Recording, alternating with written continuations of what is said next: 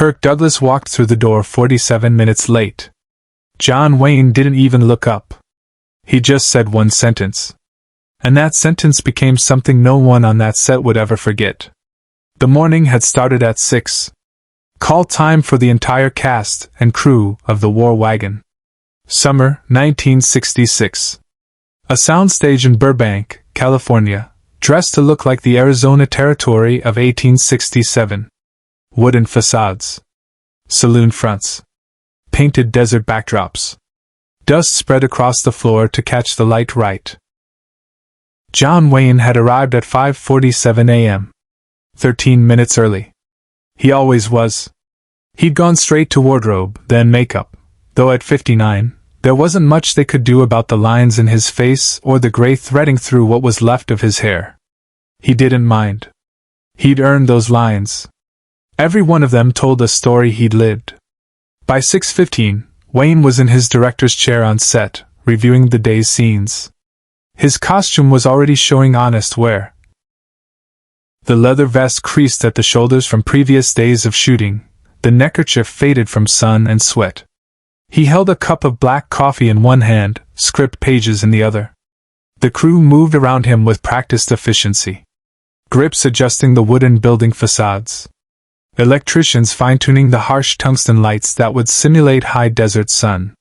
The camera operator checking sight lines. Everyone was ready. Everyone except Kirk Douglas. 6 o'clock came. No Kirk. 6:15. Still nothing. The assistant director, a young man named Tommy Carr, shifted nervously near the entrance. He'd sent a runner to Douglas's trailer twice already. Both times, the message came back the same. Mr. Douglas says he'll be there when he's ready. Wayne didn't say anything. He just sat in his chair, script on his lap, coffee growing cold in his hand. His hat rested on the small table beside him. Next to it, his pocket watch lay open, face up. Ticking. At 6:30, Tommy approached Wayne carefully. Mr. Wayne, should we start setting up a different scene? Maybe shoot around Mr. Douglas until... No.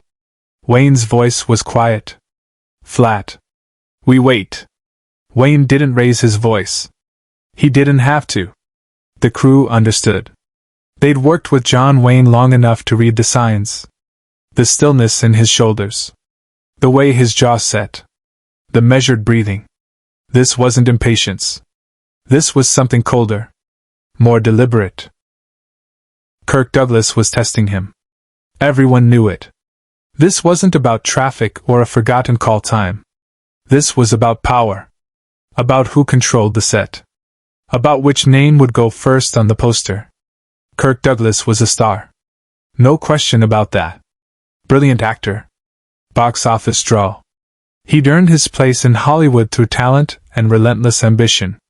But Kirk Douglas had never quite learned the thing that John Wayne understood in his bones. A film set isn't a battlefield. It's a crew. And when you disrespect the crew's time, you disrespect the work itself. 6:45. The crew stood around in small clusters, trying to look busy, stealing glances at Wayne. The makeup artist pretended to reorganize her kit. The script supervisor flipped through pages she'd already memorized. Everyone waiting. Wayne sat perfectly still.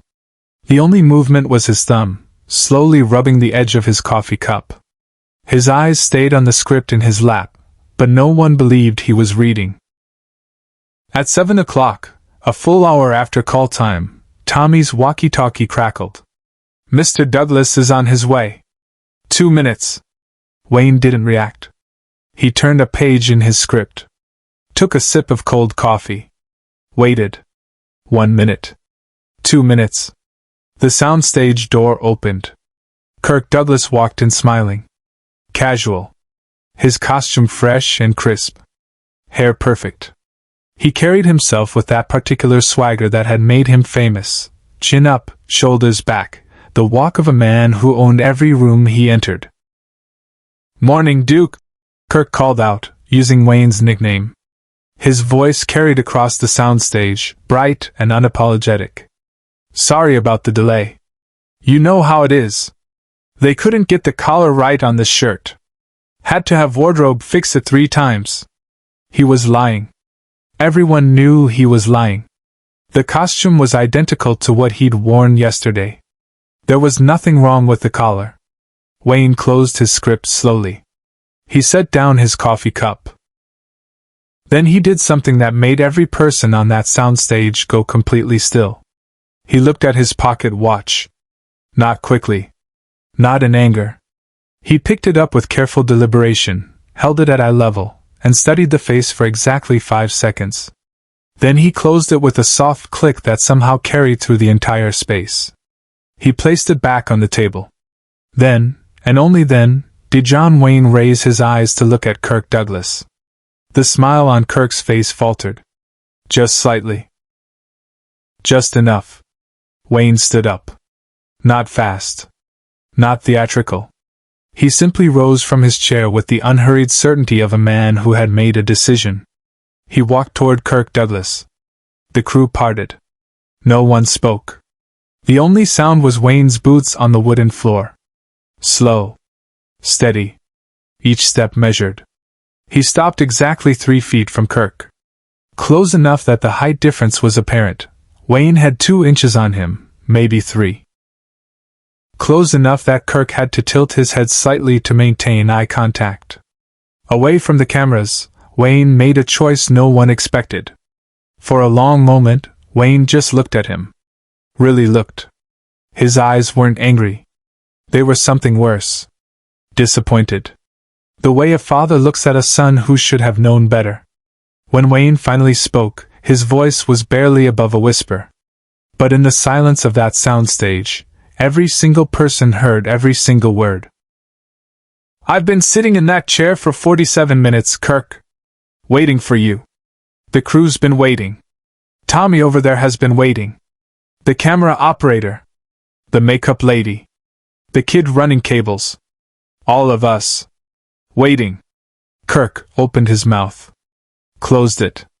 Tried for the smile again. Duke, like I said, the costume. Don't. Wayne's voice didn't rise. Didn't harden. It just stopped Kirk Douglas mid-sentence. Don't insult these people by lying to them. And don't insult me by thinking I'm fool enough to believe it. Kirk's jaw tightened. I don't appreciate the tone, Wayne. The tone. Wayne nodded slowly, as if considering this. You're worried about my tone. Tell me something, Kirk. When you were sitting in your trailer this morning, making everyone wait, what tone were you setting? What message were you sending to that kid over there who's been here since 5 a.m. moving lights? Kirk glanced toward the young grip Wayne had gestured to.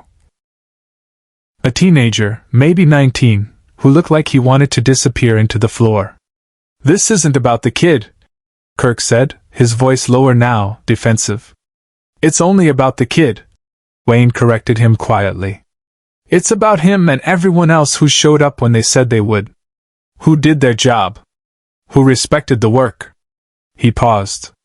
Let that sit. I've made over 150 films, Kirk. You know what I learned? The star isn't the most important person on set. The work is. The story we're trying to tell is. And when you show up late, not because of an emergency, not because something happened, but because you wanted to make a point about billing or money or your ego, you're telling everyone here that their time doesn't matter. That the work doesn't matter. That only you matter. Kirk's face flushed. This is between you and me, Wayne. Don't bring the crew into. They were already in it. The second you made them wait. Wayne's eyes never left Kirk's face. But you're right about one thing. This is between you and me now. He reached into his vest pocket and pulled out a folded piece of paper. A call sheet. The next day's schedule. He held it out toward Kirk. Tomorrow morning, call time is 6 a.m. Same as today. You show up late again, even 5 minutes late, and I'm walking off this picture. I'll breach my contract. Pay the penalty. I don't care. But I won't waste these people's time pretending to make a film with someone who doesn't respect the work. Kirk stared at the call sheet but didn't take it. You're bluffing. Try me. The two men stood there. Kirk Douglas, the self-made star who'd clawed his way up from nothing and never backed down from a fight. And John Wayne, the icon who'd built a career on playing men who said what they meant and meant what they said. Something in Kirk's face changed. The calculation happening behind his eyes was almost visible. He was running the numbers, the cost of walking away, the cost of staying, the cost of calling Wayne's bluff and being wrong. Finally, he took the call sheet. "I'll be here," Kirk said, his voice tight. "I know you will," Wayne said. Then he added, quieter, "Because you're better than this, Kirk. You're a hell of an actor. You don't need to play these games. The work should be enough." He turned and walked back to his chair. Sat down. Picked up his script. Opened it to the same page he'd been looking at 47 minutes ago. "Let's shoot this scene," Wayne said to Tommy. "We're burning daylight. Subscribe and leave a comment, because the most important part of this story is still unfolding." They shot the scene. Kirk Douglas hit his marks perfectly. Delivered his lines with the skill that had made him a star. And when Wayne's character had to trust Kirk's character with something valuable, had to hand him the reins of a wagon and believe he wouldn't run, there was something in that exchange that wasn't in the script. A weight. An understanding. Kirk Douglas never showed up late again. Not on the War Wagon. Not on any set he ever worked after that. Years later, decades later, an interviewer asked Kirk about working with John Wayne. About their relationship. About the tensions during filming. Kirk had smiled, but it wasn't the old swagger. It was something more genuine. "Duke taught me something I should have already known," Kirk said. "He taught me that being a star isn't about making people wait for you. It's about showing up. About respecting the work and the people doing it. I didn't like the lesson at the time, but I needed it." The interviewer pushed. "Did you two ever talk about that morning again?" Kirk shook his head. "Never. Not once. That wasn't Duke's way. He said what needed saying, then he moved on. But I never forgot it. And he knew I wouldn't. But what followed would stay with everyone who witnessed it, forever. On the final day of shooting the War Wagon, something happened that no one expected. The wrap party was being set up in the commissary. The crew was breaking down the last set. John Wayne was in his trailer, changing out of costume for the last time, when there was a knock on the door. It was Kirk Douglas. He stood there in street clothes, holding something wrapped in brown paper. "Got a minute, Duke?" he asked. Wayne gestured him in. The two men hadn't been alone together since that morning months ago. On set they were professionals. Cordial. They did the work. But there was always distance. Kirk handed him the package. "Open it." Wayne unwrapped it carefully. Inside was a pocket watch. Not Wayne's, a new one. Expensive. Engraved on the back were 6 words. "The work matters. KD 1966-inch. Wayne stared at it for a long moment. Then he looked up at Kirk. "I don't need an apology gift," Wayne said quietly. "It's not an apology," Kirk replied. "It's a reminder. For me as much as you.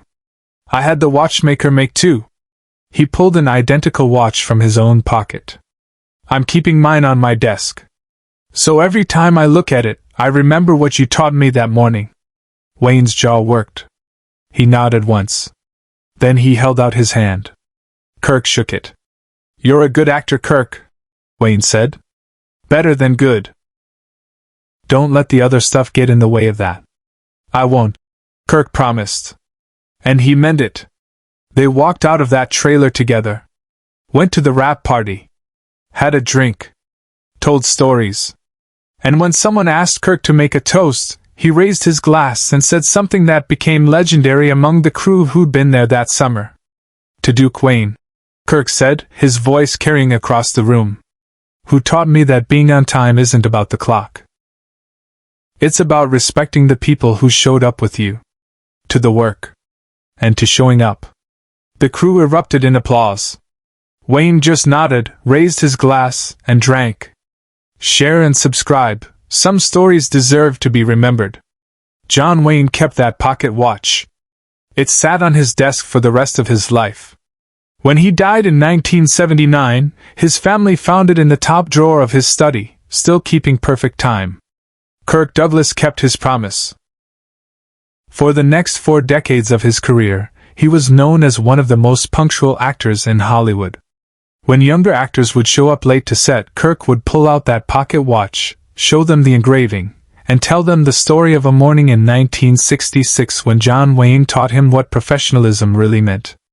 The lesson wasn't about anger. It wasn't about power. It was about something simpler and harder: respect. For the work. For the people who do the work. For the idea that showing up, really showing up, on time, prepared, committed, is how you honor the craft. John Wayne never raised his voice that morning. He didn't have to. Sometimes the quietest lessons are the ones that echo the longest.